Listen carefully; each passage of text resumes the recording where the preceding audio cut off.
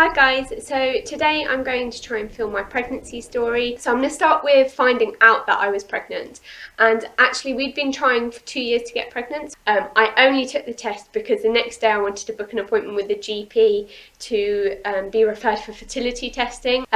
So I took the test, it was a Sunday and it was positive, and I was with my husband at the time, so we found out exactly the same time, and it was quite a shock, but we were obviously over the moon. I later found out that I was about 5 weeks pregnant when I took that test. So the lines were quite dark, it was quite definitely positive by that time. So the first things that I started to do as soon as I found out I was pregnant is 1, take pregnancy vitamins, and I took Pregnant Care Original, and 2, do a self-referral to my local hospital to be under midwifery care.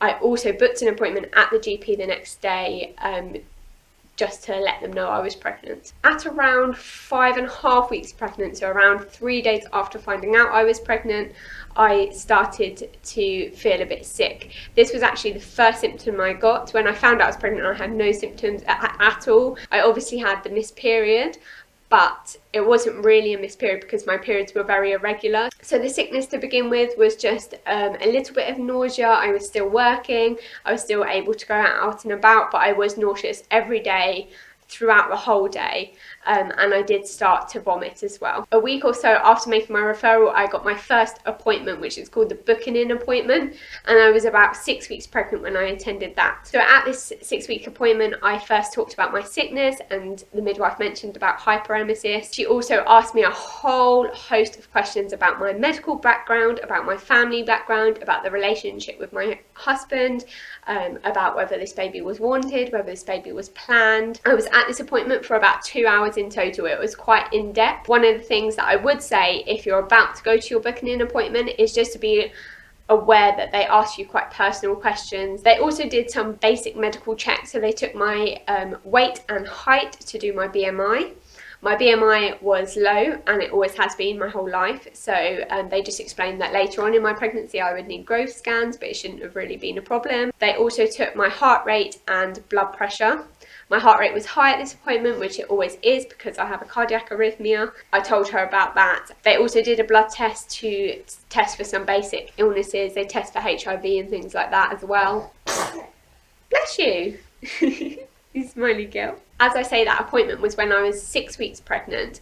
After that appointment, I went on to get much sicker. I ended up being diagnosed with Hyperemesis Gravidarum. I'm going to do a separate video on Hyperemesis Gravidarum because there's quite a lot to talk about, so I'm not going to talk about it in this video. One of the times I went into hospital with a sickness was when I was 8 weeks pregnant, and I'd also had just some brown discharge, and I just mentioned that to the doctors, so they referred me for an early scan. So at 8 weeks pregnant, I went for an early scan. The scan was internal, but it didn't hurt at all. Personally, I didn't really feel any discomfort. It was really nice to see the baby inside. It made it definitely more real. On the screen you could see its little heart beating, and it was just really lovely to see. And the next major normal event after that was my 12-week scan. The 12-week scan includes a nuchal screen which tests for chromosomal disorders. So in that they do some measurements of the baby by ultrasound, and they also do a blood test on you. They also date your pregnancy, so they do some measurements on the baby and they can tell you how many weeks you are exactly, and they also give you a proper due date. The scans were one of my absolute favourite things about pregnancy. I really loved seeing her inside and really loved seeing her move. Compared to the 8-week scan, that 8 weeks she was just like a little bean and was so tiny, and you couldn't really see any features. You could see her heart, but that was pretty much it. Whereas at this 12-week scan, only 4 weeks later, she had fingers, she had toes, she was moving her arms and legs. It was just absolutely amazing. At 16 weeks pregnant was the first time that I felt her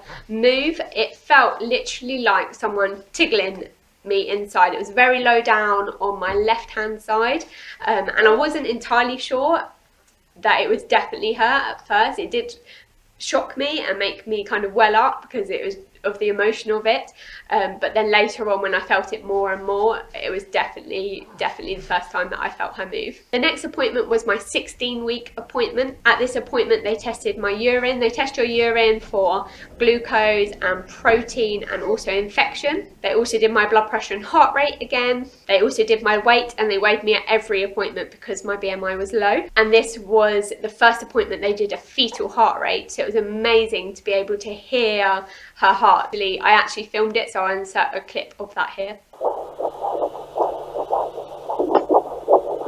The next major event in my pregnancy was the 20-week anomaly scan.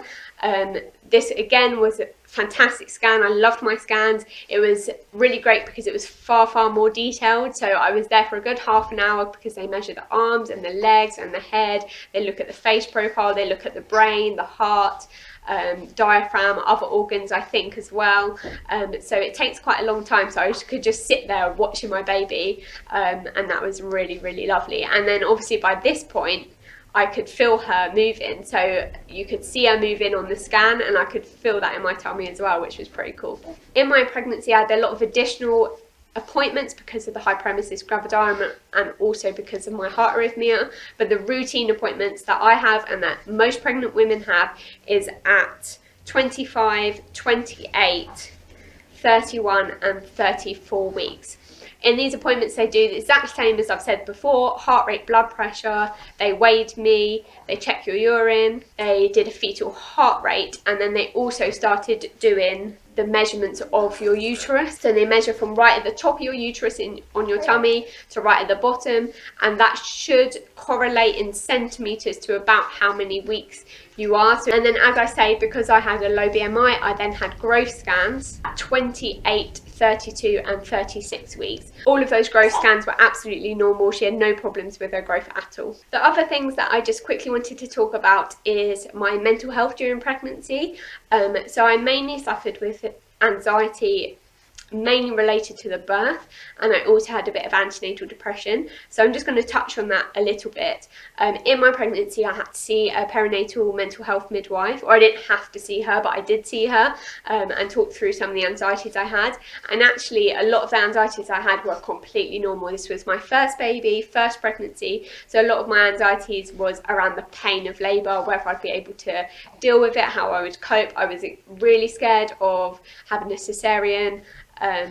I was really scared of the pain. One of the most helpful things that she actually said to me that I wanted to share here was that most of your labour is pain-free, because right at the beginning you have maybe a 30-second contraction with a good sort of 5-6 minute gap, and then even right at the end of your labour you might be having a minute and a half contraction, but you still have sort of a couple of minutes gap in between. So for the majority of your labour you're completely pain-free. I'll be doing another video on my birth story as well. The other thing that I want to talk about was antenatal depression. I'm definitely not a type of person that thought I would... I'm definitely not the sort of person that ever thought that I would get. I have never had depression before. I've never felt particularly sad at all. But let me get her one second. Hi. Okay, she's down here helping me with the video. As I was saying, I definitely didn't expect to get depression, but with the hyperemesis gravidarum, that played a major role in how I felt during pregnancy. I didn't bond with my daughter at all when I was pregnant. I really felt like I didn't want to be pregnant, that I'd made a massive mistake. I felt like I didn't love her, and I was just crying all the time. I just felt so sad, and as I say, a major part of that was having hyperemesis gravidarum, so I'll probably talk about this a little bit more in that video, but I just wanted to mention it because it's something that did happen to me during pregnancy, and something that I wanted to talk about and share. The other thing that I did toward the end of my pregnancy is the classes. I went to an antenatal class that was all day, I went to a breastfeeding class that was a couple of hours, and I went to a early years class that was also a couple of hours. To be honest, I didn't find the classes very helpful. Previously, my job before having a baby was paediatric nurse, so I think some of it I knew quite well from just what I did as a career, but also I found that reading things online really helped. I watched loads and loads of videos like this with other pregnant mums, mums that did weekly updates in their pregnancy to know what's normal, what's not. I read things like the NCT, Bounty, Emma's Diary, NHS kind of information. And I learnt more doing that than in the classes. I then had 2 more appointments at 36 weeks and 38 weeks. At these appointments, they did the normal checks that I've talked about and that they've done in all my appointments. And we also started talking a bit about the birth and my birth plan. I'm going to talk about my birth plan in more detail in my birth video. I decided actually not to really make a plan. We made a very basic plan of kind of what I wanted, but other than that, not really. The other thing that I started doing at 36 weeks pregnant is expressing my colostrum into syringes and freezing it.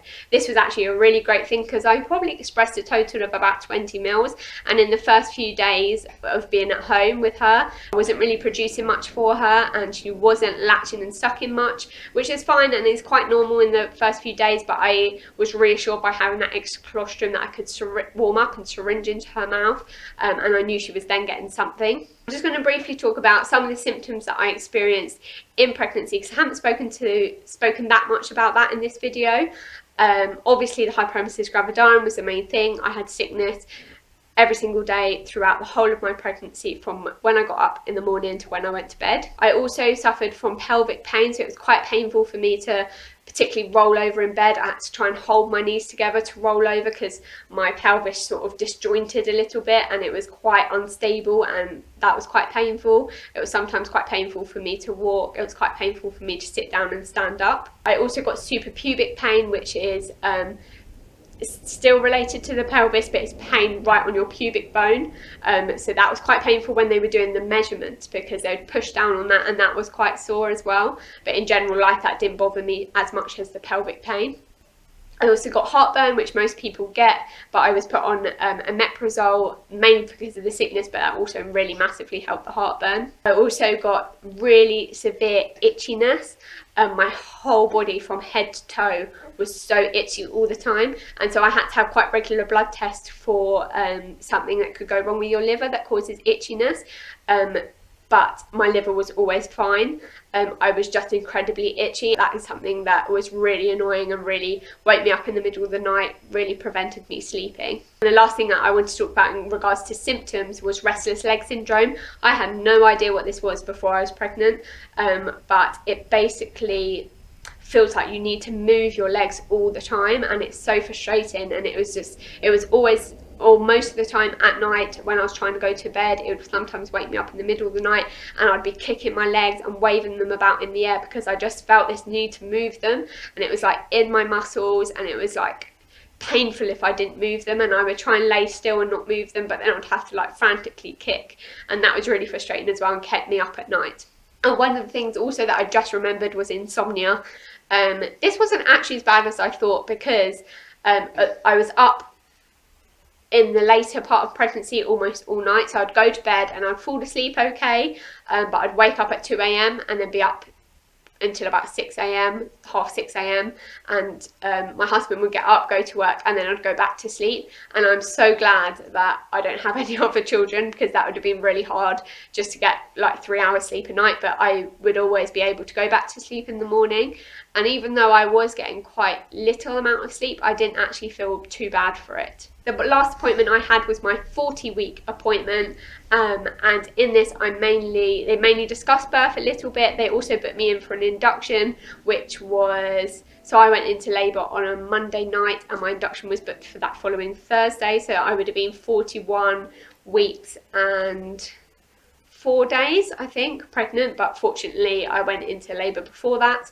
And they also did a stretch and sweep. I was so nervous about the stretch and sweep because I know some people say it's uncomfortable. When people say uncomfortable, they mean painful. And I was really unsure whether to get it, but we thought, we'll give it a try. And the midwife said, if it's painful, we'll stop. And I was just laying on the bed. She did it. no pain at all, absolutely no problem. And she actually just kept going, and she did it for quite a long time because I wasn't finding it uncomfortable or painful at all. That was my appointment at 40 weeks, and I was 41 weeks plus 2 days pregnant when I went into labour, and that will take you onto my birth story, which will be a different video. So I hope you enjoyed this pregnancy update or pregnancy story. I hope it was helpful to some of you. If I've missed anything out or you have any questions, comment below.